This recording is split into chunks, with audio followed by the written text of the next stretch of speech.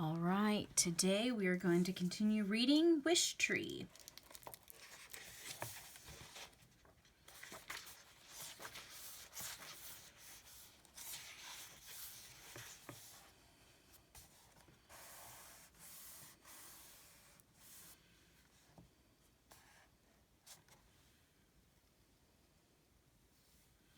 Chapter 34.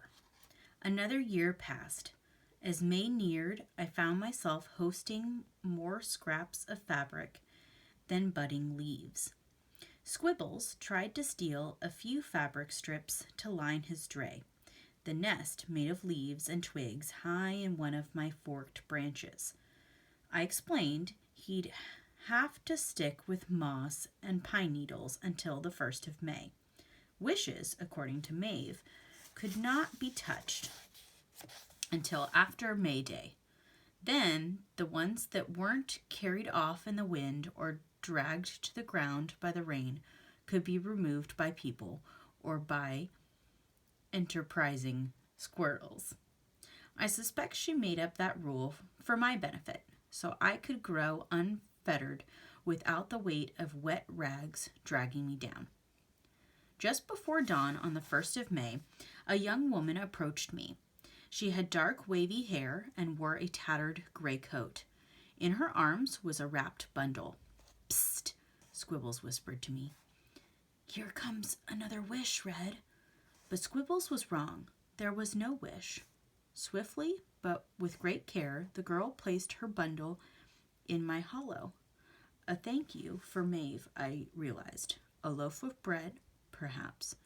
The girl had probably been one of her patients.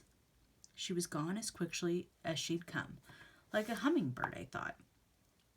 There, then not there, like a gust of wind. Chapter 35. Just a few minutes later, Maeve opened the door of the little brown house. She smiled at me and at the scraps waving in the early morning breeze. And then came the cry. Wail was more like it. Coming from me. Not the meek peep of a wren chick. Not the shy squeak of a mouse pup. No, this was the cry of righteous indignation. It was a baby. Chapter 36. The baby had a note attached to her blanket. Haltingly, Maeve tried to read it out loud. "Italian," she murmured. Only later, when she consulted one of her patients, did she understand its meaning. "Please give me the care I cannot. Give her the care I cannot. I wish for you both a life of love." The baby's hair was black. Maeve's was red. The baby's eyes were brown. Maeve's were blue. The baby was Italian. Maeve was Irish. They were made for each other. Maeve named the baby Amadora, which meant in Italian the gift of love. Amadora. Chapter 37. Many in the neighborhood didn't approve of an unmarried Irish woman raising an abandoned Italian baby. People talked as they will, and they tisk-tisked as they must. Some people were even angry. They said hurtful things. They told Maeve that Amadora didn't belong. They told Maeve she and the baby should leave. Maeve merely smiled, held Amadora close, and waited and hoped. On the dark nights, when hope was scarce, she would sing an old Irish tune, mixed with a newer Italian song that she had learned from a neighbor. The melody was sweet. The words were silly. The effect was always the same, a smile from little Amma. Sure enough, the longer Maeve waited, the kinder people grew, and before long, Amma, as she came to be called, was much a part of our messy garden as all the rest of us. When Amma was old enough to feed Squibbles and his family, she did. When she was strong enough to climb me, she did. And when she was ready to make wishes of her own, she did. Amma grew up steady and honest and kind like her mother and had babies of her own, and then grandchildren and great-grandchildren. Eventually, Amma and her husband bought the little brown house and the one right next to it and painted them blue and green. Years later, they purchased a house across the street and began to rent the blue and green houses to other families. The family grew and prospered and argued and failed and loved and laughed. Always and forever, the laughter kept them going. And when Amma's grandson had a little girl, she chose a fine Italian name for her, like a fine Irish middle name, Francesca Maeve.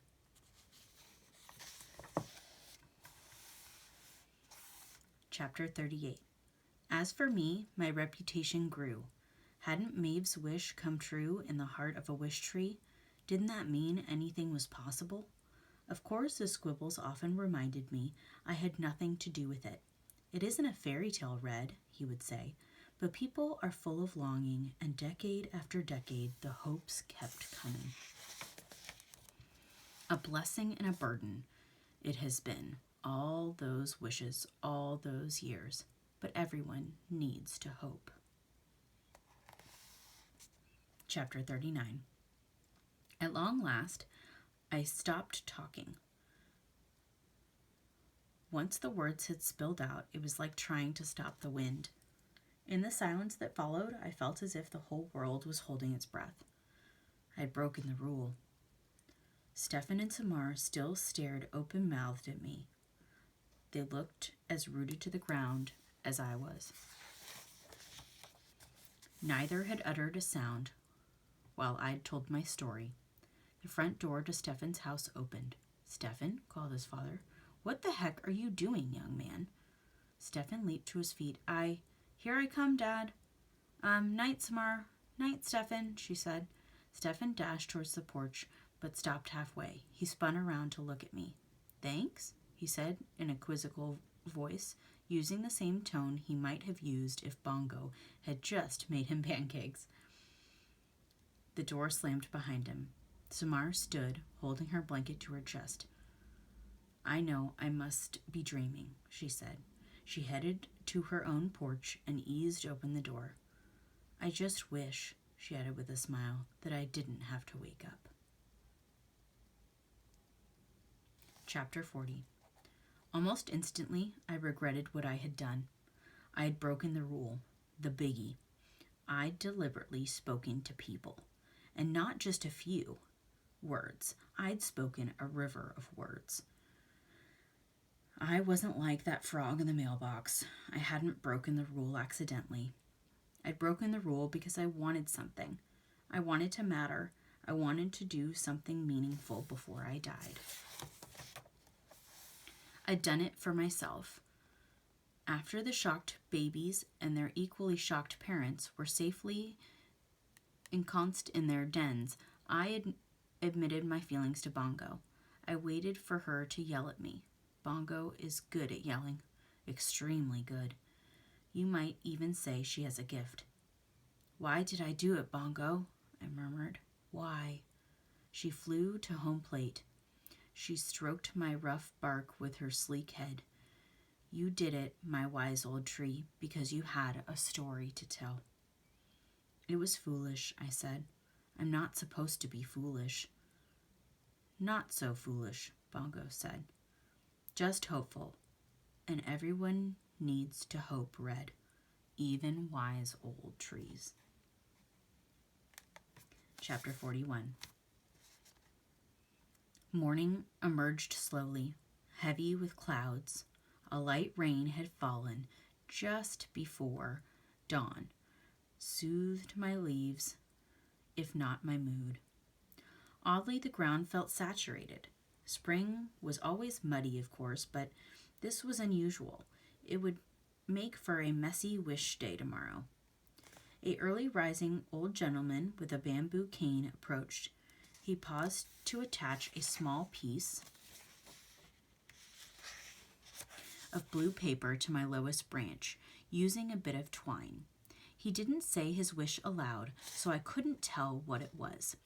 But he had a satisfied smile as he stepped carefully through the soggy grass.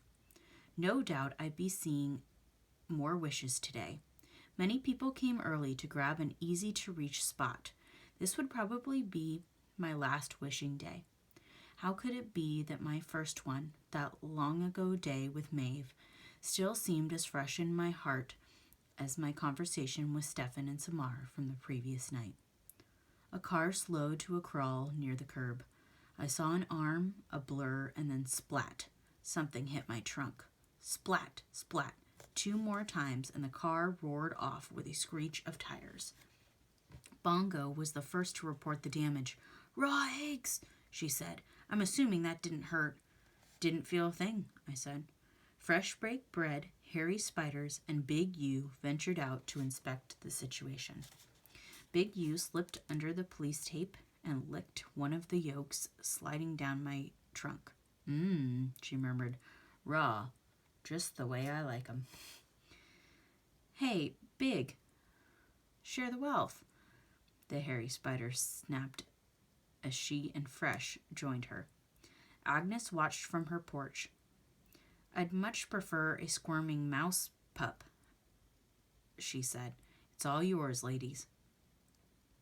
"What a nice surprise," Big U said between slurps.